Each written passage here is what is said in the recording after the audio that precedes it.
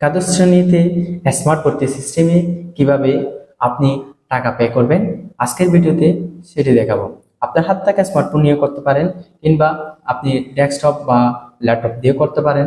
তো আপনার হাতে থাকা স্মার্টফোনে যে কোনো একটু ব্রাউজার ওপেন করবেন। স্মার্টফোনে আমি ক্রোম ব্রাউজার দিয়ে আপনাদেরকে দেখাবো, আপনি যে কোনো একটু ব্রাউজার ইউজ করতে পারেন। তো ক্রোম ব্রাউজারে ঢোকার পর আপনার সার্চ বাটনে গিয়ে সার্চ করবেন www.exciclassadmission.bd। সার্চ করার পর আপনাদের সামনে একটা ইন্টারফেস শো দেবে। সেই ইন্টারফেসের মধ্যে এই সিস্টেমগুলো রয়েছে আপনারা দেখতে পাচ্ছেন, এবং আমি ল্যাপটপ দিয়ে দেখাচ্ছি আপনাদেরকে, কারণ যে বাটনগুলো রয়েছে সেগুলো যেন বড় হয়ে দেখতে পারে। আপনারা সেম প্রজেক্টটি আপনি মোবাইল দিয়ে করতে পারেন। সেক্ষেত্রে আপনার করতে হবে কি, উপরেতে থ্রি অপশন দেখতে পাচ্ছেন, তার উপর ক্লিক করে নিচে এসে যে ডেস্কটপ সাইট, সেই ডেস্কটপ সাইটে ক্লিক করে দেবেন। করার জন্য দুইটি গেটওয়ে রয়েছে, একটি সোনালী পেমেন্ট গেটওয়ে এবং অপরটি এসএসএল কমার্স গেটওয়ে। আমরা যে কোনো একটি অপশন বাছাই করে পেমেন্টটি সম্পন্ন করতে পারবো। আমরা এখানে অ্যাপ্লিকেশন ফি এর জন্য 150 টাকা পেমেন্ট করে দেখাবো। আমরা প্রথমে সোনালী ব্যাংক অপশনটি ক্লিক করব। এখানে আমরা দেখতে পাচ্ছি সোনালী ব্যাংক হতে আমরা ই ওয়ালেট, অ্যাকাউন্ট, কাউন্টার যে কোনো অপশন সিলেক্ট করে পেমেন্টটি করতে পারবো।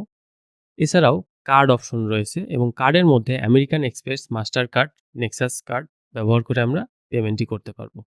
এছাড়াও মোবাইল ব্যাংকিং রয়েছে, সেখানে আমরা বিকাশ, ওকে ওয়ালেট, রকেট, নগদ ইত্যাদি যে কোনোটি ব্যবহার করতে পারবো। আমরা সোনালী ব্যাংকের মাধ্যমে অ্যাকাউন্ট অপশন বাছাই করব। অ্যাকাউন্ট অপশনটি সিলেক্ট করার পর আমরা দেখতে পাচ্ছি আমাদের 150 টাকা পে করতে হবে। প্রসেসিং ফি 5 টাকা 75 পয়সা, সুতরাং মোট আমাদের 155 টাকা 75 পয়সা পেমেন্ট করতে হবে। আমরা কনফার্ম বাটনটিতে ক্লিক করব। এরপর এখানে আমি একটি ডামি অ্যাকাউন্ট প্রবেশ করাচ্ছি। এখানে উল্লেখ্য, এই মোবাইল নাম্বারটি অ্যাকাউন্টটির সাথে সংশ্লিষ্ট হতে হবে।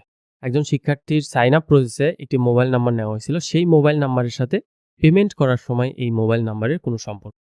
এরপর আমরা নেক্সট বাটনটিতে ক্লিক করব এবং এখানে আমরা ওটিপি প্রবেশ করাব। এই ওটিপিটি পেমেন্ট প্রসেসের সময় আমরা যে মোবাইল নাম্বারটি প্রবেশ করিয়েছিলাম সেই মোবাইল নাম্বারে প্রেরণ করা হবে। ওটিপিটি প্রদান করার পর আমরা কনফার্ম পেমেন্ট বাটনটিতে ক্লিক করলে আমাদের পেমেন্টটি সম্পন্ন হয়ে যাবে। এখানে দেখা যাচ্ছে পেমেন্টটি সম্পন্ন হয়েছে। এখন আমরা সোনালী ব্যাংকের অন্যান্য অপশনগুলো একবার করে দেখব। আমরা যদি মোবাইল ব্যাংকিংয়ে বিকাশ অপশনটি সিলেক্ট করি, তাহলে দেখতে পারবো বিকাশের ক্ষেত্রে 2 টাকা 36 পয়সা প্রসেসিং ফি যুক্ত হবে এবং মোট আমাদের 152 টাকা 36 পয়সা পেমেন্ট করতে হবে। আমরা কনফার্ম বাটনটিতে ক্লিক করব। এবার আমরা পে উইথ বিকাশ এই বাটনটিতে ক্লিক করব। এখানে আমাদের কাছে মোবাইল নাম্বারটি চাওয়া হবে, আমরা মোবাইল নাম্বারটি প্রদান করব। এই মোবাইল নাম্বারটির সাথে শিক্ষার্থী যখন সাইন আপ করেছিল তখনকার মোবাইল নাম্বারের কোনো সম্পর্ক নেই। এখানে শিক্ষার্থী যে কোনো মোবাইল নাম্বার ব্যবহার করে পেমেন্টটি সম্পন্ন করতে পারে। মোবাইল নাম্বারটি প্রবেশ করানোর পর কনফার্ম বাটনটিতে আমরা ক্লিক করব। এরপর প্রদত্ত মোবাইল নাম্বারটিতে একটি ওটিপি যাবে, সেই ওটিপিটি আমরা এখানে প্রদান করব। এরপর আমাদের পিন নাম্বার প্রদান করব এবং পেমেন্ট প্রসেসটি এভাবে সম্পন্ন করব। পেমেন্টটি সম্পন্ন হয়েছে। অনুরূপভাবে অন্য যে কোনো পেমেন্ট মেথড ব্যবহার করার মাধ্যমে অনলাইন পোর্টালে আমরা পেমেন্ট সম্পন্ন করতে পারবো। অসংখ্য ধন্যবাদ। আসসালামু আলাইকুম।